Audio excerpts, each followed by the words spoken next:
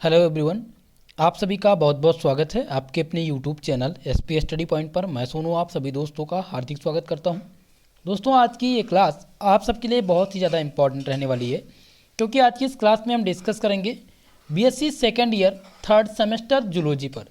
दोस्तों, third semester में जो आपकी जूलॉजी है उसका नाम है बायोमॉलिकुलर या molecular biology, bio instrumentation and biotechniques, जिसमें से हमने फर्स्ट यूनिट के आपके इम्पॉर्टेंट प्रश्न की चर्चा कर ली थी। जो भी इम्पॉर्टेंट टॉपिक्स है वो मैंने बता दिया था, उनका क्वेश्चन आंसर भी करा दिया था। आज हम आपके जूलॉजी से सेकेंड यूनिट, जिसका नाम है प्रोसेस ऑफ ट्रांसलेशन, यानी ट्रांसलेशन की प्रक्रिया, जो आपका सेकेंड यूनिट है, इसके इम्पॉर्टेंट प्रश्नों को डिस्कस करेंगे। इसमें आज हम चर्चा करेंगे वेरी शॉर्ट टाइप क्वेश्चन की। वेरी शॉर्ट टाइप क्वेश्चन कौन कौन से इंपॉर्टेंट हैं और कौन कौन से क्वेश्चन इस टॉपिक से बनने वाले हैं। फिर हम चर्चा करेंगे शॉर्ट टाइप क्वेश्चन की, जिसे हिंदी में कहते हैं लघु उत्तरीय प्रश्न। और लास्ट में जो चर्चा रहेगी दोस्तों, वो रहेगी लॉन्ग टाइप क्वेश्चन की, जिसमें बताएंगे कि लॉन्ग टाइप क्वेश्चन में आपको कौन कौन से प्रश्न तैयार करने हैं। साथ ही साथ इससे रिलेटेड जो इम्पोर्टेंट टॉपिक्स हैं उनकी भी चर्चा आज की इस क्लास में की जाएगी। तो आप सभी लोगों से मेरा निवेदन है, इस क्लास को ज़्यादा से ज़्यादा लोगों में शेयर करने का प्रयास करिएगा। और जो भी हमारे साथ पहली बार चैनल पर जुड़ रहे हैं, चैनल को सब्सक्राइब जरूर कर लीजिएगा। तो सबसे पहले स्टार्ट करते हैं दोस्तों, वेरी शॉर्ट टाइप क्वेश्चन को डिस्कस करते हैं कि वेरी शॉर्ट टाइप क्वेश्चन जो है उसमें कौन सा क्वेश्चन इंपॉर्टेंट रहेगा और किस टाइप के प्रश्न आपके एग्जाम में पूछे जाएंगे। तो पहले प्रश्न की चर्चा करते हैं। पहला प्रश्न है कि इज जेनेटिक कोड यूनिवर्सल, क्या अनुवांशिक कोड सार्वभौमिक है। दोस्तों, जेनेटिक कोड से आप सभी लोग परिचित होंगे, क्योंकि जेनेटिक कोड सेकंड सेमेस्टर में आप लोग पढ़ चुके हैं। सेकंड सेमेस्टर में बहुत ही ज़्यादा इंपॉर्टेंट रहा था तो ये टॉपिक। तो आपसे इस टाइप से क्वेश्चन पूछे जा सकते हैं कि जो जेनेटिक कोड है क्या वो यूनिवर्सल है या नहीं है। ठीक है। अगला जो प्रश्न इससे बन सकता है इस टॉपिक से, वो बन सकता है how long is the human genetic code. मानव अनुवांशिक कोड कितने समय का होता है। किसी को पता है तो कमेंट सेशन में कमेंट करके बता सकता है हमें कि जो मानव अनुवांशिक कोड होता है वो कितने समय का होता है। चलिए दोस्तों, अगर हम बात करें अनुवांशिक कोड की, जो अनुवांशिक कोड होता है उसके लंबाई के बारे में अगर बात करें तो यह सभी जीवों में एक ट्रांसन्यूक्लियाइड अनुक्रम है, जो एक अमीनो एसिड का कोड का काम करता है। क्या करता है दोस्तों, एक अमीनो एसिड के लिए कोड का कार्य करता है। पंक्ति में मौजूद कितने न्यूक्लियोइड या ट्रिपलेट की अनुवांशिक कोड के रूप में पढ़ा जाता है। अगर इनके mRNA के निरंतर रूप में हम पढ़ने का इसका प्रयास करें तो इसमें 61 कोडन हैं। कितने? 61 कोडन है। लगभग 20 अमीनो एसिड का वह कोड जो अनुवांशिक कोड के सभी जीवों के लगभग सार्वभौमिक के बराबर रहता है। ठीक है। तो जेनेटिक कोड भी आपको तैयार करना है। क्वेश्चन नंबर 3 है कि is genetic code is triplet. क्या जेनेटिक कोड ट्रिपल है। क्या जेनेटिक कोड ट्रिपल है? तो आप बता सकते हैं बिल्कुल, जो आपका जेनेटिक कोड है, अनुवांशिक कोड है, एक त्रिक है, यानी कि एस जेनेटिक कोड ये triple having the tree nuclide अनुक्रम। जेनेटिक कोड प्रोटीन में मौजूद 20 एमिनो एसिड को डीएनए और आरएनए में मौजूद 4 बेस की भाषा को क्या करता है, डिस्क्रिप्ट करता है, जो प्रोटीन संश्लेषण में महत्वपूर्ण भूमिका निभाते हैं। इन 4 आधारों के अनुसार दोस्तों, अगर हम त्रिक संयोजन बात करें, यानी कि ट्रिपल पॉइंट की बात करें, ठीक है, ट्रिपल जो है वो किस प्रकार से रहेगा, तो इसके संयोजन में 64 कोड होते हैं। 64 कोड कौन से होते हैं? 43 = 4 × 4 × 4 ये कोड बनाते हैं। और कुल मिलाकर के इसमें 61 कोड एमिनो एसिड के लिए विशिष्ट होते हैं और 3 कोड जो होते हैं वो नॉन स्टापन कोडन होते हैं। ठीक है। तो इस प्रकार से आपको ध्यान रखना है कि क्या जेनेटिक कोड ट्रिपल कोड बनाता है। तो बिल्कुल आप ध्यान रखिएगा कि जेनेटिक कोड जो होता है वो ट्रिपल कोड बनाता है। ओके। क्वेश्चन नंबर 4 की चर्चा करते हैं। क्वेश्चन नंबर 4 आपका है दोस्तों, what are the process of translation. Translation की प्रक्रिया क्या है। देखिए दोस्तों, जो माफ करिएगा दोस्तों, जो ट्रांसलेशन है इसकी ये जो प्रक्रिया है ये अलग 3 चरणों में होती है। ट्रांसलेशन की प्रक्रिया जो होती है वो 3 अलग अलग चरणों में होती है। ठीक है। हर चरण में अलग अलग प्रोटीन से जुड़ा होता है। जैसे कि बात करें जीटीपी और एटीपी, दोनों एक ही प्रक्रिया में उपयोग की जाने वाली ऊर्जा के मुख्य स्रोत होते हैं। अनुवाद तंत्र के 3 अलग अलग चरण हैं। पहला दोस्तों है प्रारंभ, दूसरा आपका है दीर्घकरण और तीसरा है समापन, जिसे कहते हैं इंस्टिनेशन। ठीक है, यानी प्रारंभ चरण जब आप करेंगे ट्रांसलेशन की प्रक्रिया, तो इसका आप ध्यान रखिएगा, जो ट्रांसलेशन की प्रक्रिया है ये 3 अलग अलग चरण में होती है और एक ही चरण में अलग अलग प्रोटीन, जो एक ही चरण होता है, हर एक चरण की बात करें तो अलग अलग प्रोटीन से जुड़ा होता है। ठीक है, तो यहाँ पर आपको जो सबसे इम्पॉर्टेंट क्वेश्चन है इस टॉपिक का वेरी शॉर्ट में, वो है क्वेश्चन नंबर 4। ठीक है, क्वेश्चन नंबर 4 आपको बहुत ही ध्यानपूर्वक तैयार करना है, क्योंकि ये चैप्टर से संबंधित है और इस प्रकार के प्रश्न आपके एग्जाम में जरूर आएंगे। क्वेश्चन नंबर 5 है, what is the function of ribosome. Ribosome का कार्य क्या है, आप सभी लोगों को पता होना चाहिए। जो राइबोसोम होता है उसका कार्य क्या होता है। तो राइबोसोम वो अंग होते हैं जो प्रोटीन संश्लेषण में क्या करते हैं, मदद करते हैं। Ribosome are the organelles that the help of protein synthesis. ठीक है, तो आप सभी को पता हो गया राइबोसोम का कार्य क्या है। राइबोसोम का कार्य है प्रोटीन संश्लेषण में मदद करना। कई सेल गतिविधियां जैसे छत की मरम्मत और अन्य रासायनिक क्रियाओं या प्रक्रियाओं में प्रोटीन की आवश्यकता होती है, वहाँ पर भी राइबोसोम का वर्क रहता है। तो क्वेश्चन नंबर 5 भी बहुत ही महत्वपूर्ण है। क्वेश्चन नंबर 6 दोस्तों, what is the ribosome compost of. Ribosome किससे बना होता है। तो राइबोसोम जो होता है एक सब यूनिट से बना होता है। राइबोसोम एक सब यूनिट से बना होता है। छोटे छोटे राइबोसोमल यूनिट से मिलकर के mRNA बनते हैं और बड़े राइबोसोमल जो होते हैं सब यूनिट जो अमीनो एसिड के पॉलीपेप्टाइड श्रृंखला से बने होते हैं। तो राइबोसोम किससे बने होते हैं दोस्तों, पॉलीपेप्टाइड श्रृंखला से बने होते हैं और mRNA से बनते हैं। ठीक है, इतनी बात आपको ध्यान रखना है। तो आपसे फंक्शन भी पूछ सकता है दोस्तों। ठीक है, चलिए नेक्स्ट क्वेश्चन देखते हैं, क्वेश्चन नंबर 7। क्वेश्चन नंबर 7 है, how does the ribosome work. Ribosome कैसे कार्य करता है। राइबोसोम का जो वर्क होता है वो कैसे कार्य करता है, बहुत ही इंपॉर्टेंट है दोस्तों। आपके टॉपिक से प्रश्न है और इन सभी को आपको तैयार करना होगा। जो इसमें से अति महत्वपूर्ण प्रश्न हैं उनका मैं एक कंप्लीट वीडियो जल्दी ही बनाने वाला हूं, जिसमें आपके पूरे टॉपिक के इंपॉर्टेंट प्रश्नों की चर्चा की जाएगी और जल्द ही आपको इसका मॉडल पेपर दिया जाएगा। क्वेश्चन नंबर 7 है, राइबोसोम का कार्य क्या है और कैसे करता है। तो राइबोसोमल सब यूनिट का ये जो होते हैं एक साथ आते हैं और प्रोटीन संश्लेषण के दौरान जो mRNA हैं इसके साथ जुड़ जाते हैं और mRNA से बनते हैं, तो प्रोटीन का संश्लेषण शुरू हो जाता है। ठीक है, तो इनमें राइबोसोम का मुख्य भूमिका है। इस क्वेश्चन को भी तैयार करना है आपको, बहुत ही महत्वपूर्ण प्रश्न है। क्वेश्चन नंबर 8 है, what are the 2 different types of ribosome. 2 अलग प्रकार के राइबोसोम क्या हैं। चलिए जल्दी से बताइए, 2 अलग प्रकार के राइबोसोम क्या हैं।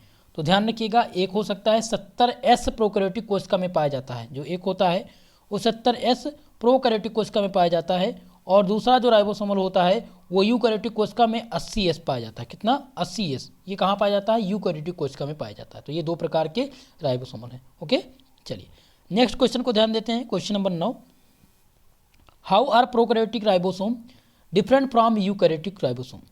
प्रोकैरियोटिक राइबोसोम जो होते हैं वो कैसे यूकैरियोटिक राइबोसोम से भिन्न होते हैं या भिन्न हैं, इसका कारण क्या है और क्यों ऐसा है, ये आपको बताना है दोस्तों। पूरा का पूरा टॉपिक जब आप राइबोसोम पढ़ेंगे तो आपको ये सारे टॉपिक वहाँ पर क्लियर हो जाएंगे। इस टाइप के क्वेश्चन आंसर बताने का पर्पस ये है कि आप सभी को इस टॉपिक से कैसे प्रश्न पूछ सकते हैं। जैसा कि आप सबको पता है NEP के अकॉर्डिंग आप सभी का सिलेबस तो सेम है, लेकिन विभिन्न यूनिवर्सिटी के छात्र छात्राएं हमसे जुड़ी हुई हैं।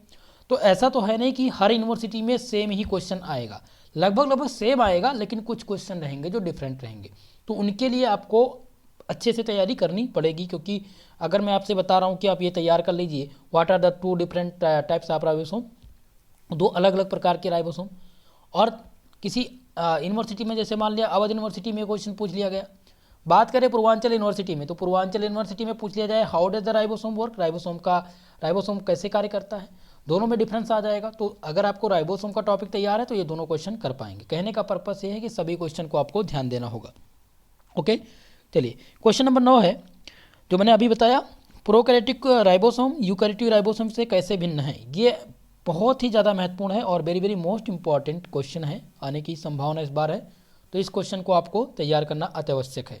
ठीक है, चलिए क्वेश्चन नंबर 10 की बात करते हैं दोस्तों। Which of the following factor is not involve in translation. निम्नलिखित में से कौन सा कारक ट्रांसलेशन में शामिल नहीं है। अब कौन सा कारक है इसको आपको ध्यान देना होगा, क्योंकि क्वेश्चन नंबर 10 पूछा जा सकता है इस बार, तो इस प्रश्न को भी आपको तैयार करना है। रही बात क्वेश्चन नंबर 11 की, what is the amino acetylation state its significations. Aminoacylation का मतलब क्या होता है और इसका महत्व क्या है, ये आपको बताना है। ठीक है, ये भी प्रश्न महत्वपूर्ण है। क्वेश्चन नंबर 12 है, where does the translation happen in both eukaryotes and prokaryotes. Eukaryotes और प्रोकैरियोट्स दोनों में ट्रांसलेशन कहाँ होता है। ट्रांसलेशन की प्रक्रिया यूकैरियोटिक कोशिका और प्रोकैरियोट्स में कहाँ पर होती है, ये आपको बताना है। क्वेश्चन नंबर 12 बहुत ही मोस्ट इंपॉर्टेंट प्रश्न है, वेरी वेरी मोस्ट इंपॉर्टेंट प्रश्न है।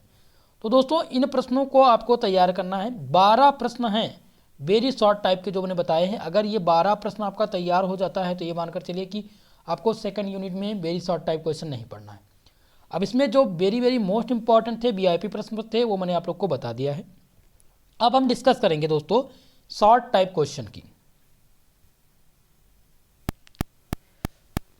शॉर्ट टाइप क्वेश्चन, तो शॉर्ट टाइप क्वेश्चन में आपको ध्यान देना होगा, क्योंकि शॉर्ट क्वेश्चन इसमें से 2 प्रश्न आने हैं दोस्तों। आपकी इस यूनिट से 2 प्रश्न आने हैं।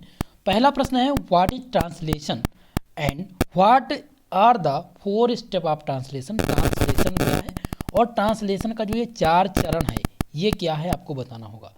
देखिए, जब भी आप लोग आंसर राइटिंग करेंगे, सबसे बड़ा कारण यह है दोस्तों, जब आप लोग का आंसर लिखते हैं और कंप्लीट नंबर नहीं मिलता है, इसका एक कारण ये भी है कि आप लोग step by step answer writing नहीं करते हैं। तो आपको step by step answer writing करना आवश्यक है। जैसे जब पूछा गया था यहाँ पर ट्रांसलेशन, तो सबसे पहले आप ट्रांसलेशन हेडिंग डालेंगे, उसका ट्रांसलेशन क्या है वो लिखेंगे। फिर आप लिखेंगे वेरियस 4 टाइप्स ऑफ ट्रांसलेशन, यानी 4 स्टेप, ट्रांसलेशन के जो 4 स्टेप हैं, 4 चरण हैं, वो डालेंगे। उसके बाद प्रत्येक स्टेप का नाम, चारों स्टेप के नाम आप सीरियल बाय सीरियल लिखेंगे। तब आपको जब एग्जामिनर देखेगा तो कंप्लीट मार्क्स आपको देगा। ठीक है, तो ये बात आपको ध्यान रखनी है।